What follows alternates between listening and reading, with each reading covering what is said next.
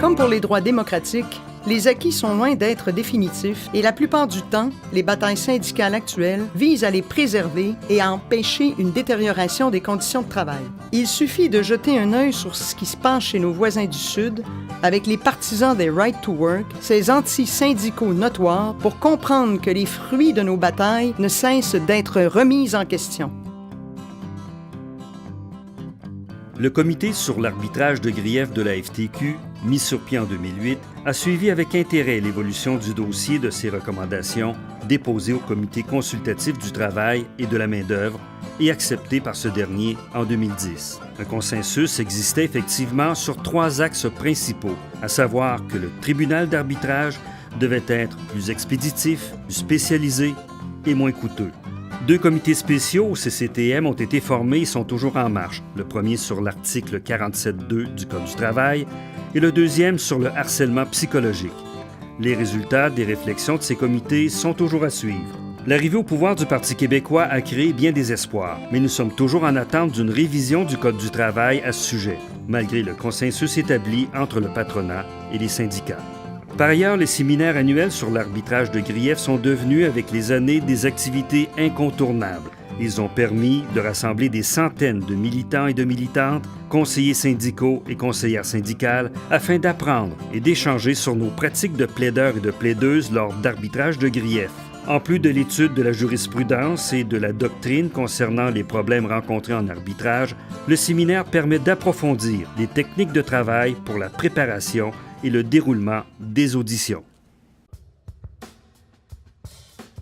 Que dire du saccage du programme de l'assurance-emploi par le Parti conservateur? Ce que les conservateurs ont fait est immoral et méprisant. Diminution des services, long retard dans le traitement des dossiers, hausse des critères d'accessibilité, multiplication des enquêtes pour décourager les travailleuses et les travailleurs au chômage. C'est indécent. Comme si ce n'était pas suffisant, le gouvernement conservateur a créé de nouvelles catégories de prestataires en modifiant la définition d'emploi convenable et de délai raisonnable, en abolissant les conseils arbitraux, en obligeant les chômeurs et chômeuses à accepter des emplois à 70 % de leur salaire. La réplique de la FTQ ne s'est pas fait attendre. 63 séances d'information ont été tenues dans toutes les régions du Québec, dans la plupart des conseils régionaux, dans des instances de plusieurs syndicats affiliés et auprès de plusieurs sections locales.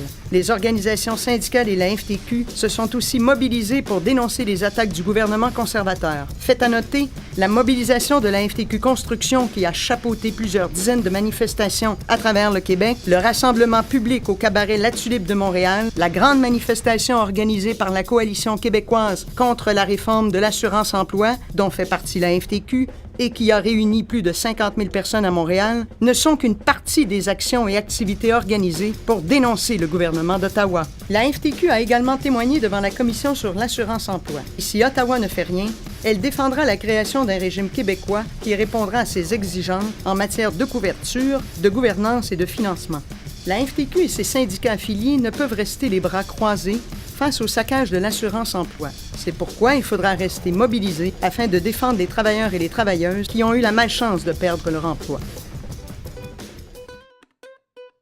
La hausse vertigineuse des primes d'assurance, en grande partie due à l'augmentation du coût des médicaments, fragilise les fondements de l'assurance collective en milieu de travail. Pour aider nos affiliés à conserver ces avantages sociaux et à contrôler la croissance des coûts, la FTQ a organisé un séminaire et créé une nouvelle formation de 3 jours. Conformément à la dernière résolution du Congrès, la FTQ continue de réclamer l'instauration d'un régime d'assurance médicaments public et universel. Le séminaire, intitulé « Ensemble pour un meilleur filet social », a attiré près de 350 participants et participantes. Grâce à des conférenciers hors pair, ils ont pu se familiariser avec les principaux enjeux et se doter d'outils afin de prendre en main le dossier des assurances collectives. Le séminaire a également favorisé les échanges, plusieurs participants parlant de leurs difficultés, tout en soulignant l'importance d'être preneur afin de mieux contrôler les coûts. Plusieurs syndicats affiliés ont expliqué que les regroupements permettent de réaliser d'importantes économies sur les frais d'administration, et ce, surtout pour les plus petits groupes.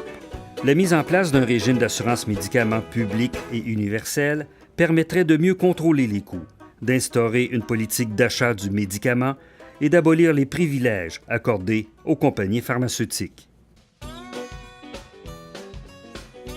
Depuis l'adoption en 1977 de la Charte de la langue française, bien de l'eau a coulé sous les ponts.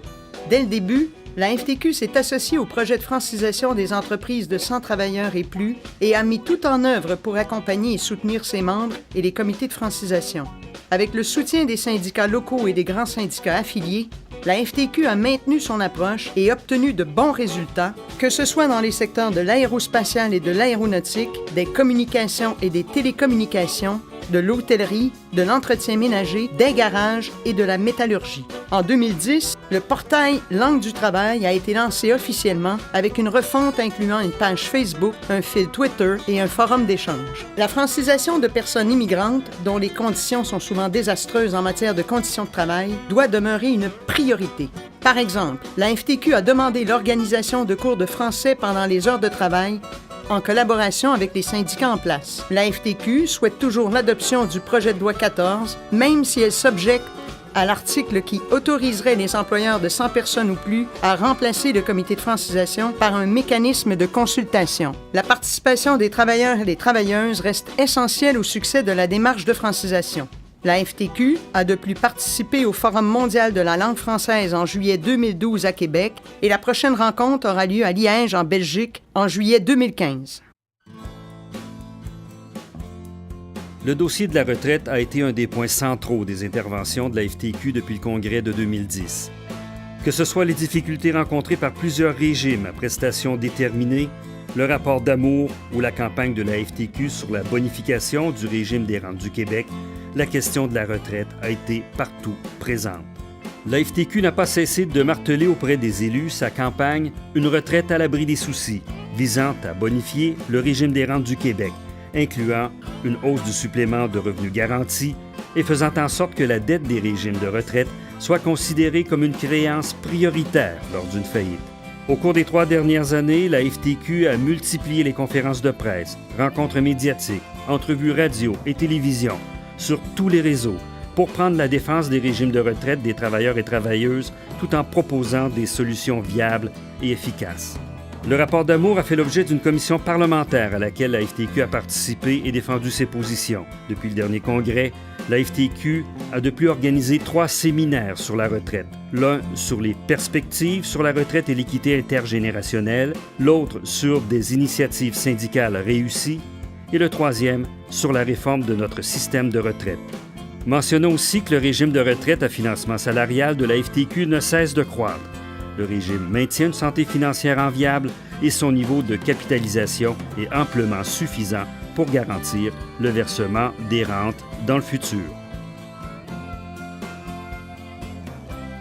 Si la santé et sécurité au travail sont en constante évolution dans tous les milieux de travail, la modernisation du régime québécois de santé et de sécurité se fait malheureusement attendre et jusqu'ici, les gouvernements ont même fait fi des consensus établis entre employeurs et syndicats. Nos syndicats demeurent par contre fort actifs dans le domaine. Chaque année, on commémore les personnes décédées ou blessées au travail et le 28 avril demeure un jour de deuil pour le monde du travail du Québec et plus particulièrement dans le secteur de la construction. En santé-sécurité, la FTQ a poursuivi ses formations aux membres du tribunal de la Commission des lésions professionnelles. Elle a organisé 2 colloques pour les plaideurs et plaideuses et pour les représentants à la prévention. Elle a également axé son action sur la pollution sonore et mis de l'avant une campagne sur le bruit en milieu de travail. Il faut souligner de façon particulière le succès du colloque sur la santé mentale, organisé par le service de la recherche avec le soutien des services de l'éducation, de la santé et sécurité du travail et de la condition féminine et qui a attiré plus de 200 participants.